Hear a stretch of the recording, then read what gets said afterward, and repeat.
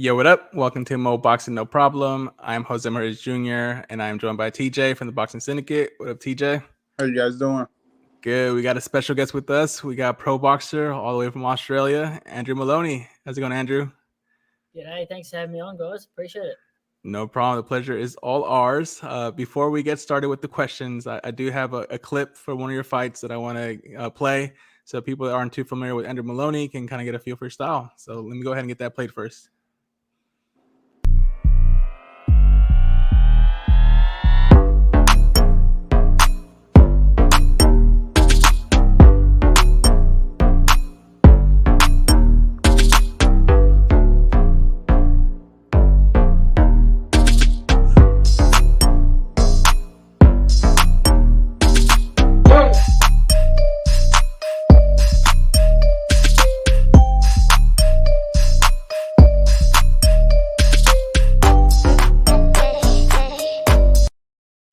There we go. We saw the referee stepping in and saving him. It's like, no more, no more. So the first question we got for you, Andrew, we like asking this one. It's rather simple, but we like to know how boxers got their start in boxing. So how did you end up getting into boxing? So I've got a twin brother, for those that don't know. He's also a professional fighter. We used to fight constantly growing up, and I've got an older brother as well. We used to just always be going at it. So one year, Santa Claus got us a pair of boxing gloves each for Christmas, and we used to put them on in the living room and just go at it for like hours and hours. That was sort of when we're probably, I'm guessing, maybe like 10 years old. And then a few years later, when we're 13, our dream back then was to play Australian rules football. And we just, during the pre-season, we just started boxing just to get fit so that we would improve our football. And then did that for about 3 years, where we just sort of just did it for fitness, and then decided to have an amateur fight when we turned 16, just for a bit of fun, really. And then I actually ended up losing my first 7 fights in a row. And rather than give up boxing and say, I'm no good at this, I can't handle not being good at something. So I quit playing football and just gave boxing 100% and started training every day. And then I started winning and just kept on winning, and represented Australia around the world as an amateur. Finished my career in 2014 at the Commonwealth Games, which I'm not sure if you're familiar with that, but in Australia, that's quite a big event. That was in Glasgow 2014. I won the gold medal and decided then I wanted to turn professional and make this sport my job. Nice. Well, we're glad you didn't give up. Yeah, me too. Me too. I love what I do, and I'm blessed that I get to do something that I love every day for a living. There's a lot of people out there who probably dread going to work every day, but I love what I do, and I wake up every morning ready to get to the gym and improve and make the most as I can out of my career. Absolutely. Definitely. And I'm glad you mentioned your twin brother, man. So with you having your twin brother, Jason, as a pro boxer as well, what are some things that you guys do to motivate each other, when it comes to fight night, to bring out the best of you guys? Everything. I feel like it is such an advantage for us having each other. I feel like that's, probably the main reason why we're at the level we are today, is because for years and years, it started off as like a competitiveness, trying to beat each other. And every day in the gym, just him trying to get it over me and me trying to get it over him. And that just made us go up in levels. These days, we sort of realize that, a bit more mature now, a bit older, and we realize that we can actually help each other. And it's not each other we need to beat, it's everyone else in our division. So, we really try and sort of almost like coach each other in a way. Like, we'll give each other advice when we watch each other spar and things like that to help each other get better. And, we'll do a lot of work with each other during the week to try and improve in different areas. Some things he does better than me, and some things I'll probably do better than him. And we just try and help each other as much as we can. And as I said, I really feel like it's a massive advantage for us having each other. Absolutely. And I want to go back to your amateur career, Andrew. There was a name that stood out to me in particular. It was Robesi Ramirez, the Cuban boxer that went on to win, gold medals at the 2012 and 2016 Olympics. And now he's making, some pretty big noise in top rank. What do you recall from your amateur fight with him? Yeah, that's right. He was an incredible fighter and still is. But yeah, I fought him in Cuba. And yeah, he was, I would say, probably the best amateur I fought. Probably the best fighter that I fought. Yeah, really. Wow.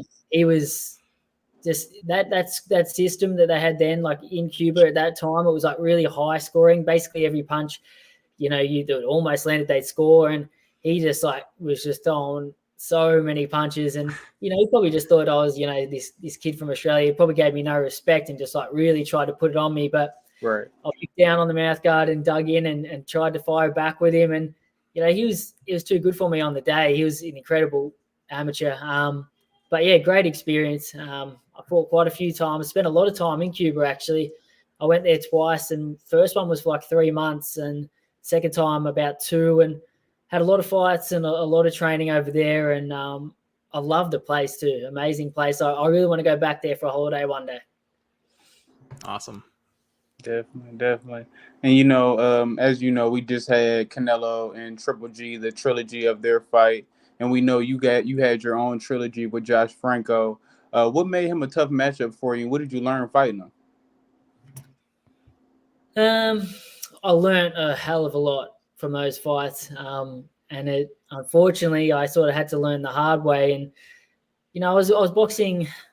I wasn't boxing my right style during that trilogy. I sort of got away from what I'm good at and tried to sort of box the style that I thought would be best suited against him. And really sort of tried to get on the back foot and box and move, and that's not really my style. So I made some mistakes in those and had to learn, some harsh lessons. But it really still bugs me because I truly believe that I can beat him.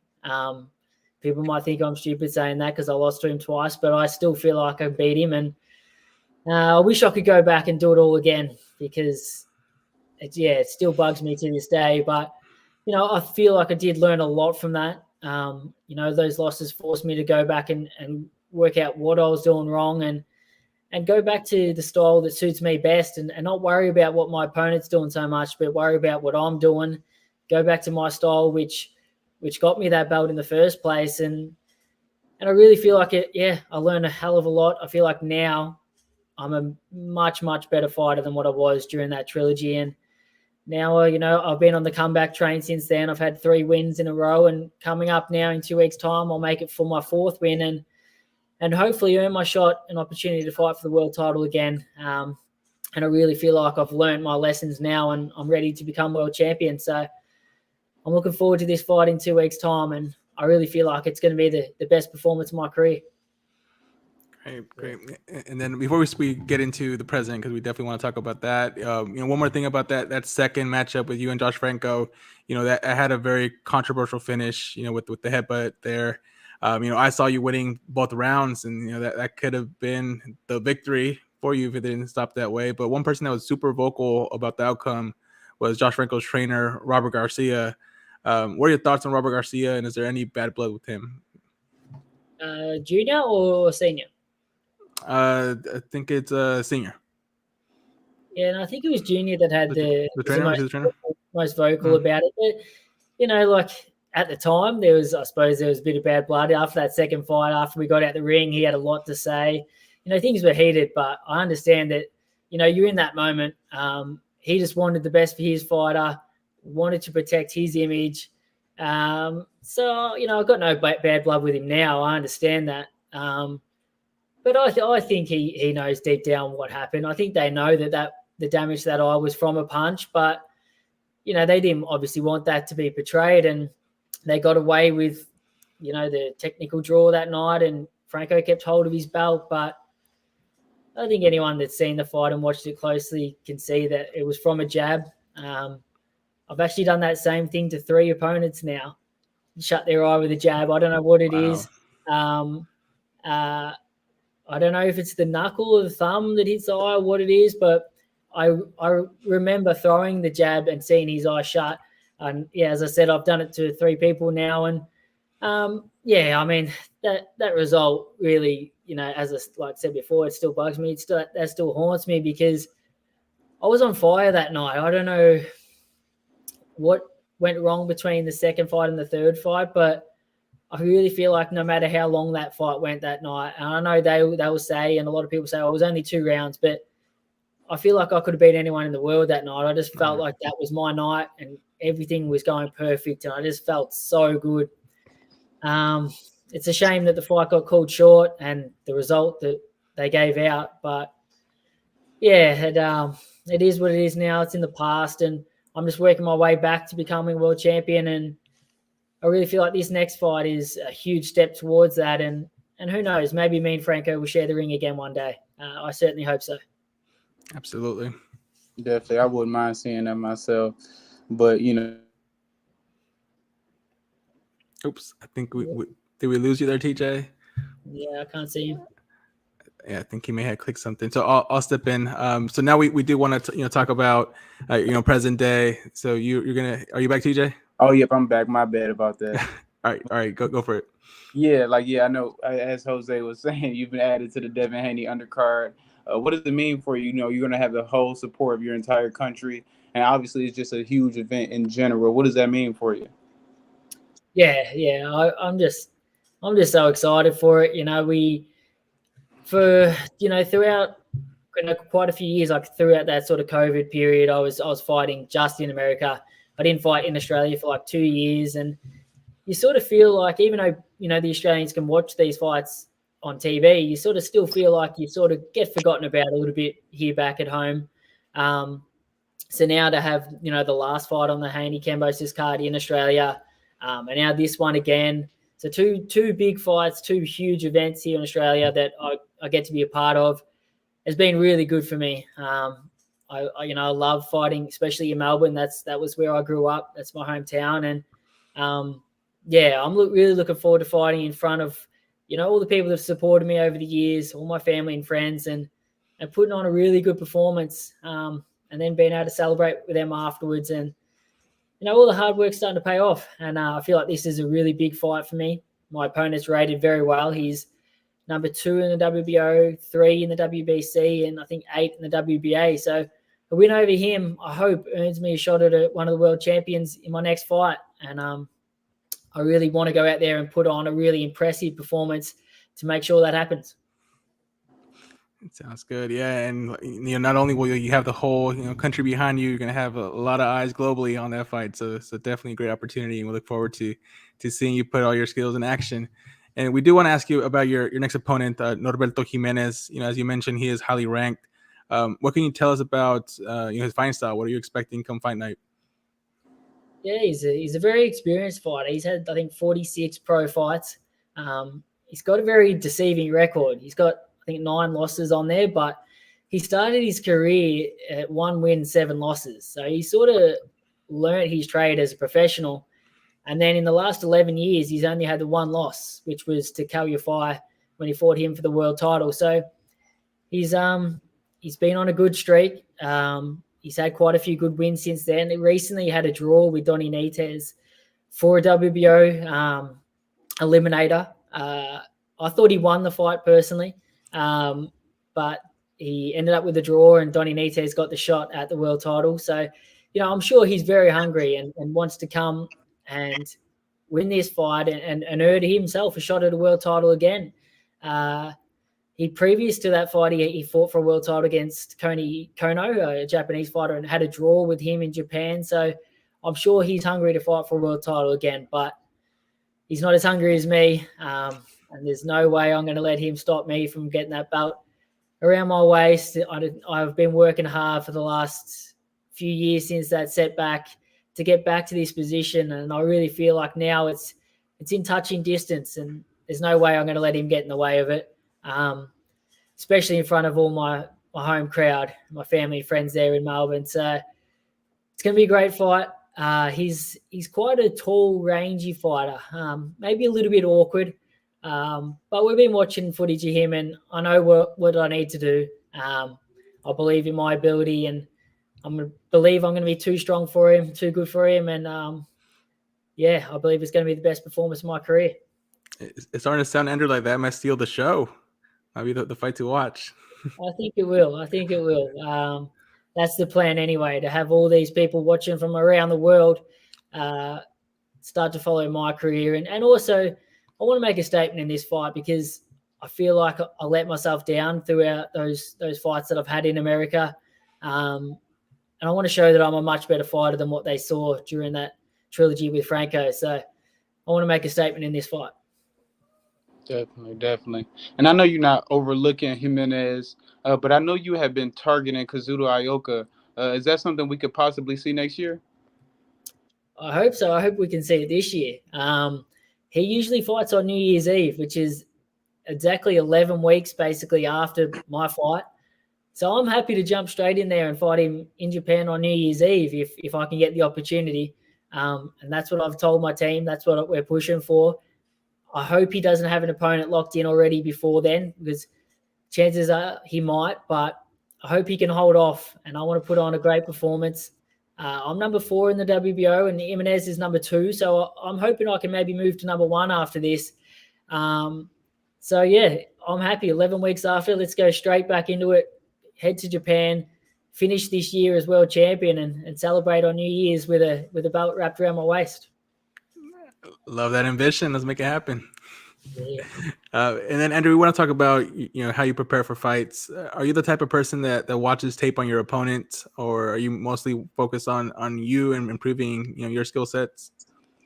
Yeah, I mean, I've watched a little bit of my opponent, and I always watch a little bit. But as I sort of touched on just previously, like I feel like in the past I maybe watched too much footage and tried to sort of change my style around my opponent, whereas now I'm focused on myself, what I do good, and making them fight my fight. So, that's something I learned, in that Franco trilogy, that I was trying to change my style too much to the opponent, whereas now I'm focused on myself and I watch a little bit of footage, but not too much. I don't get too caught up in what they're trying to do.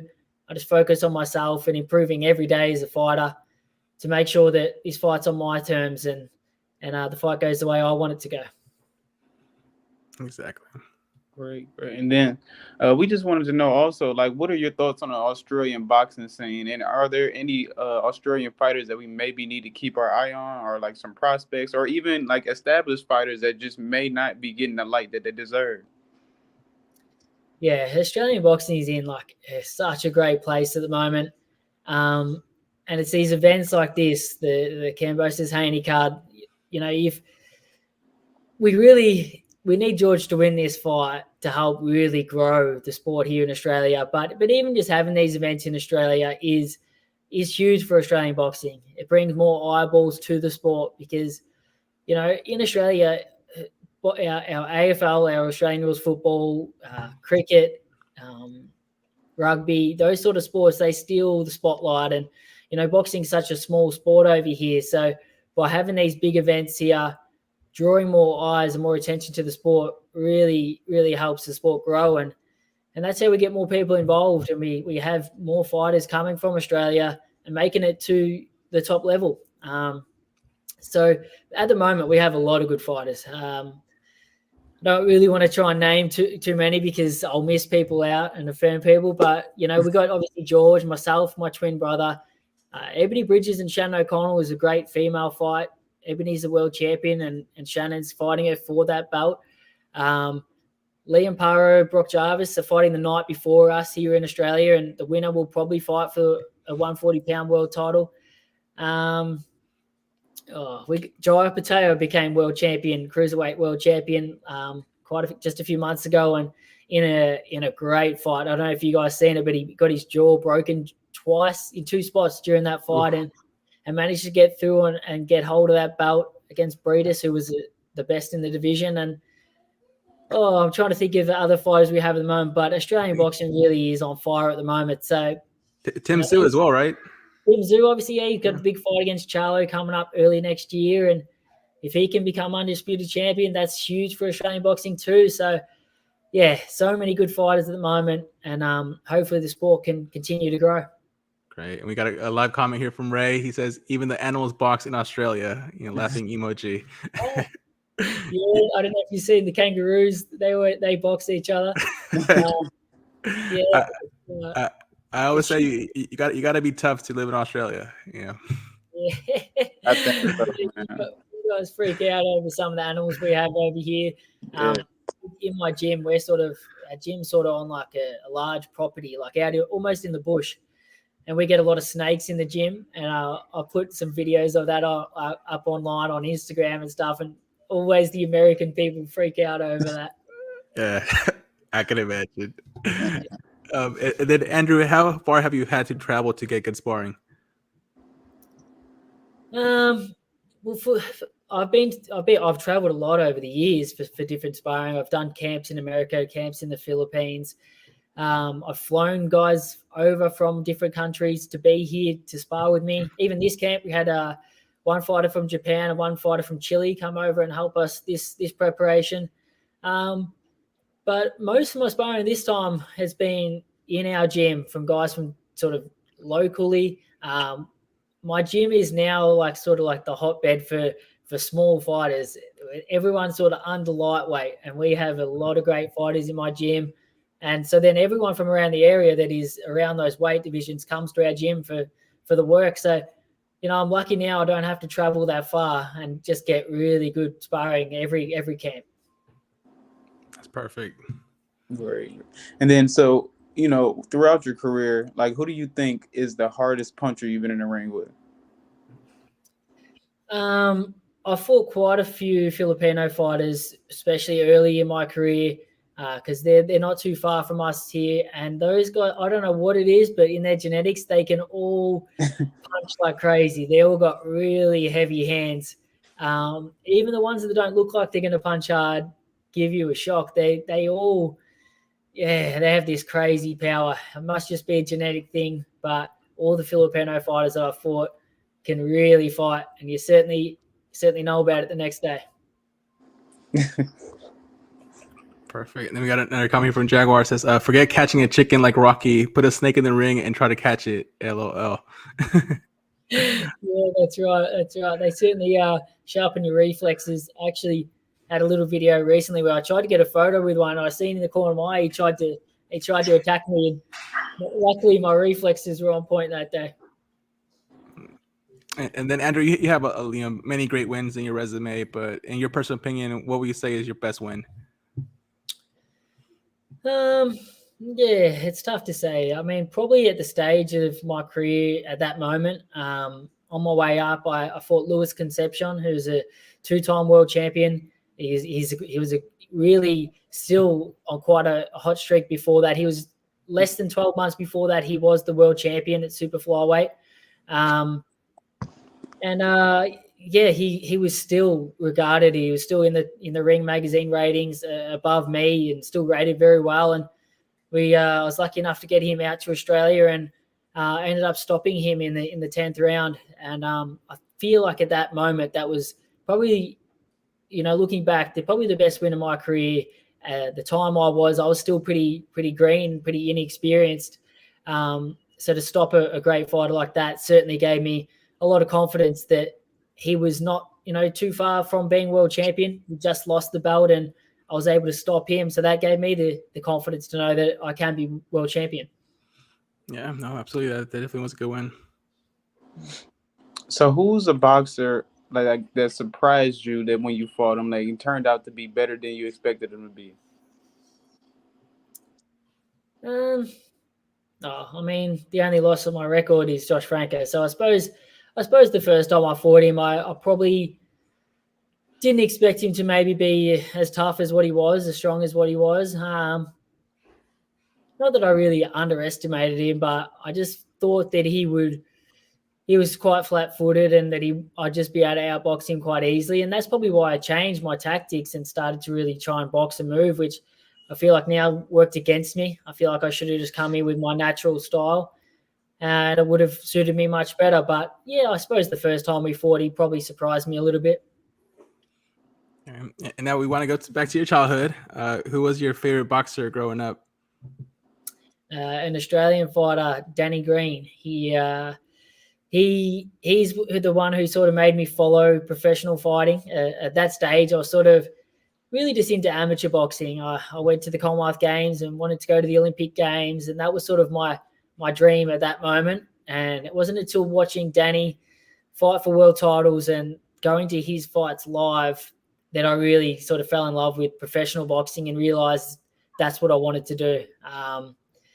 He was a great fighter, and now he's a very good friend of mine and has helped me a lot throughout my professional career. He actually introduced me to my trainer, who was his trainer. Angelo Hyder was Danny's trainer for most of his career, and he's now my coach.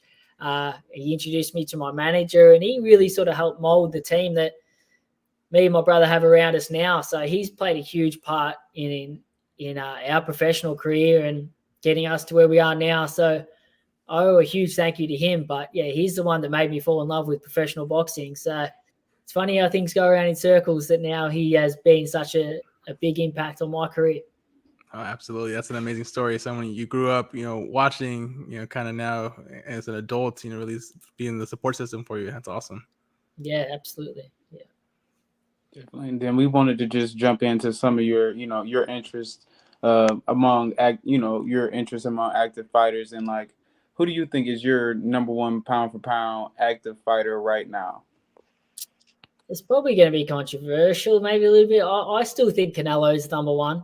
I'm just a massive fan of Canelo and his style, and I love, he might have lost recently, but I don't care about that. I hate how everyone's trying to protect that undefeated record so much these days. Like, he dared to be great and wanted to challenge himself, so he was moving up in weights that he isn't naturally, in that division, a 175 pounder. So, even though he fell short and came up, and lost against a much bigger fighter in Bivol, like, I still think Canelo, his resume and the type of fighters he's taken out, and him challenging himself and always trying to take on the best challenge, I think he's still, looking at his resume, I think he's still the number one pound for pound fighter at the moment. Right. And you make a good point. Like, a lot of people are trying to protect that you know what I mean? And that prevents a lot of things, a lot of big fights, a lot of, just a lot of things that could happen within the sport. So yeah, you make a good point about that. Absolutely. If it was more like the old school days and even like UFC, like, I'm not a huge UFC fan, but you see these guys take losses and then the fans don't hammer them like they do in boxing. They an Australian fighter recently, Tai Tuivasa, he fought for in the UFC. He lost, and I was interested. I got online to see like the comments, thinking that, like boxing, he'd just be getting hammered. But everyone was like, good on him. He fought well. He gave it his best. He'll be back, and he'll go on now and still be involved in big fights straight away. And that's how boxing should be, And if we want the best fighters to fight the best fighters, we need to take that away and just realize that taking a loss is sometimes part of the sport. You can have an off night, and you don't have. It's not the you should retire now. You've taken a loss. It's, let's see how he comes back from this defeat. And I think your sport would be much better for it. I agree, and I've been guilty of that at times as well. I know I was very critical of Josh Taylor when he had an off night against Jack Catterall, but yeah, everyone has an off night eventually, and it's not the end of their careers. So now I want to focus on your current division. What are your thoughts on the current champions there and the up-and-coming boxers? Yeah, I mean, the super flyweight division is stacked. There's so many good fighters in my division. You got Chocolatito, Estrada, Ioka, Bam Rodriguez, Franco, Rungvisai, Quadras, German Akaha still there. Fernando Martinez got the belt in the IBF. You got so many good fighters in the division. There's even more that I haven't named, but I love that the division is stacked. I want to be a part of these big fights. I want to take on the best and challenge myself. And I feel like this fight now is, again, it's one of the best guys in the division, and a win over him, I hope, earns me a shot at one of these world champions. I'm going to be rated very high across all the sanctioning bodies after this. I'm hoping I maybe even move to number one in the WBO. And I'd love the opportunity to fight Oka. I'd love the opportunity to fight any of the world champions, really. I feel like I'm ready now to become world champion. So, yeah, I just want to put on a great performance in this fight, earn my shot at any of the world champions, and whoever gives me the opportunity is the one I'm going to take. And, yeah, I'm confident I can match it with any of these guys in the division. Absolutely. And we got a comment from Jaguar kind of backing up your last statement on predicting the O. He says, I love Chisora. He has like 1,000 losses. Throwback fighter for sure. Another great fighter with a few losses, Gabe Rosado. Always puts on great fights, has like 15. Yeah, true.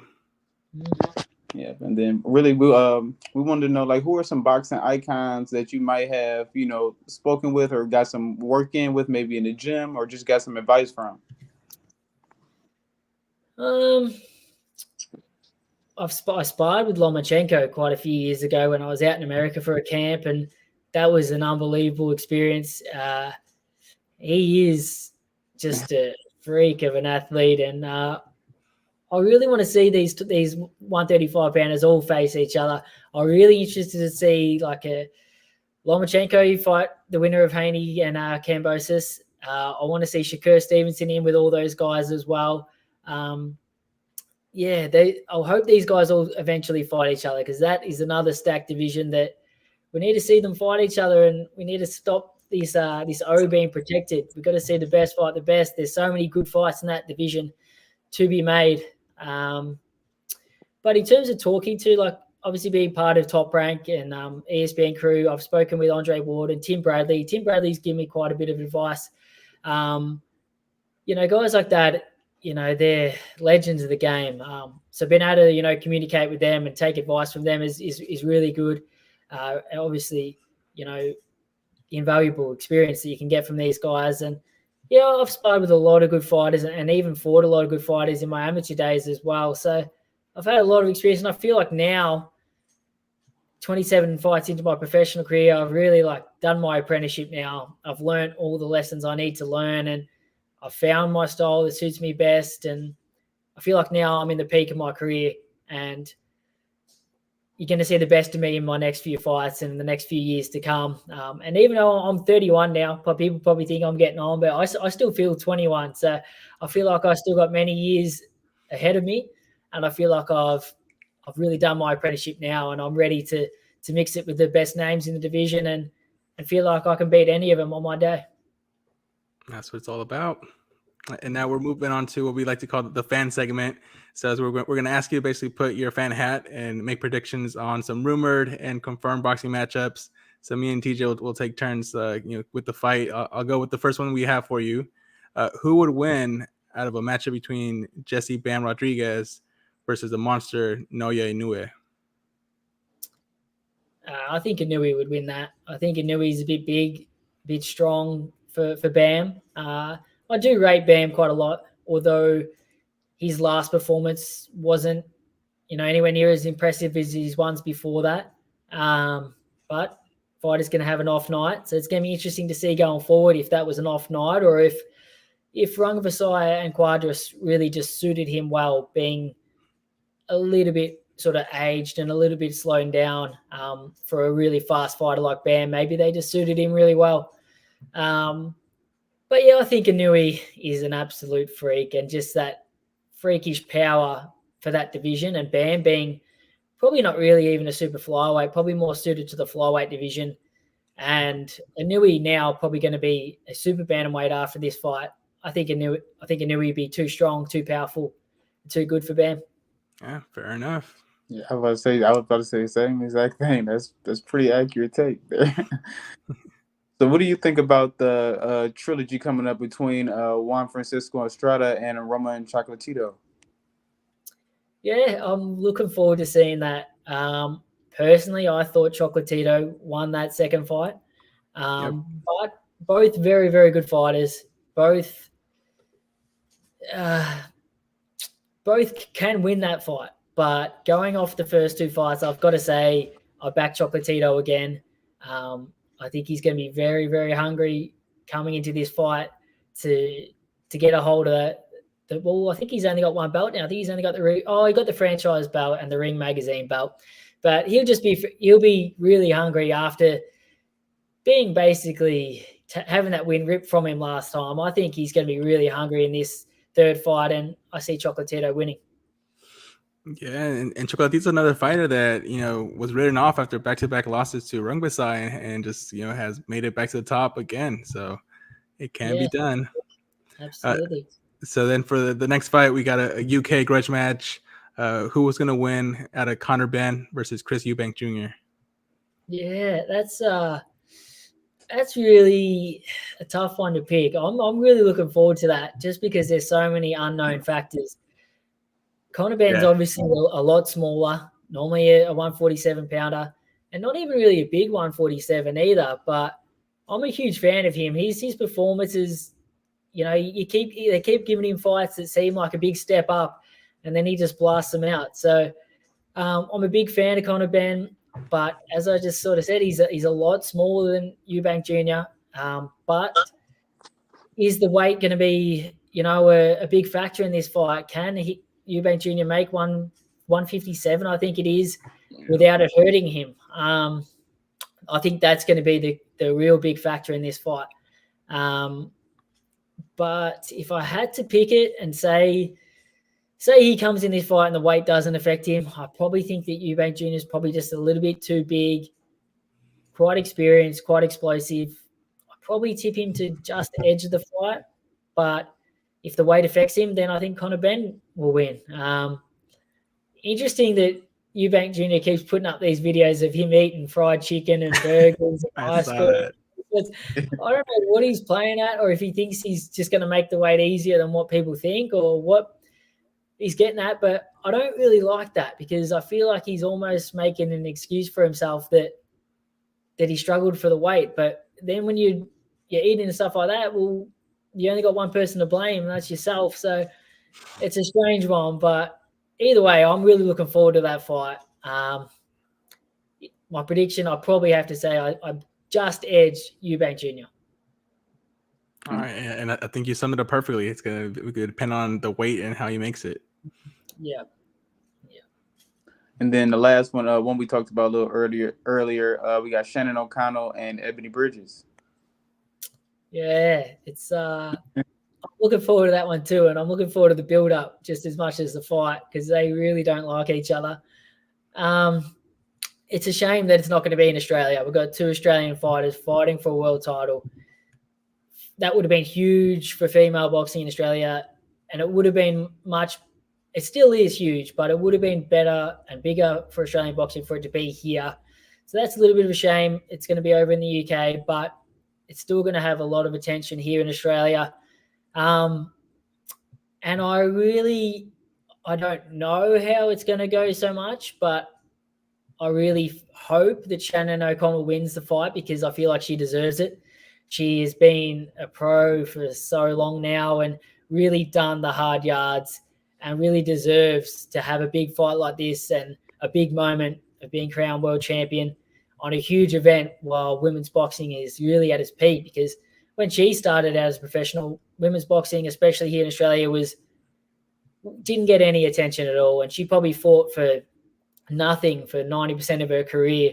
So I'm happy she's now getting a big fight and what I think would be a good payday for her, which she deserves. And now the final thing is for her to have that belt strapped around her waist in front of a worldwide audience. So I hope Shannon can get it done. I think it's going to be a great fight. I think they're both just going to come and just meet center ring and just go for broke. And it's going to be a good fight. I think Ebony is going to be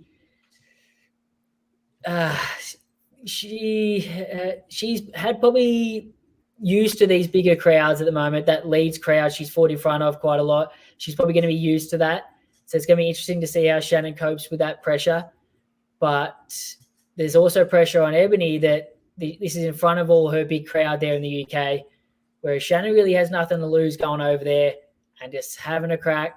And yeah, nothing to lose. If she loses, it's not as big a fall as what it is for Ebony. So yeah, so many factors on the line. I'm going to tip Shannon O'Connell. and I hope that she gets it because I really feel like she deserves it. Absolutely. We're looking forward to seeing that as well. So Andrew, going back to you now, we want to talk about, what are your hobbies and interests outside of boxing? Well, I'm very busy these days. I've got a 3-year-old son. I just had a daughter 2 weeks ago. So my hands is pretty full at the moment, spending time with my family and looking after the kids. So I'm very lucky that we live like right on the beach. So outside when I'm not training, I'm just spending time with my family, spend a lot of time at the beach. I really love the beach and the warm weather. We've had great weather here the last few months. You see I'm in a hoodie at the moment because today's raining and cold for some reason. But, yeah, I just love being out in the sun at the beach, spending time with my family when I'm not training. Pretty boring, I suppose. I don't really have that many interests outside of boxing. But, yeah, I train so often and spend a lot of time away from my family. So when I'm at home and when I'm not in the gym, I'm just spending time with them as much as I can. Nothing wrong with that. Family time is quality time. Yeah, that's right. And then last but not least, what is the message that you have for your fans and supporters, with the upcoming fight coming up? Just thank you, everyone who does support me.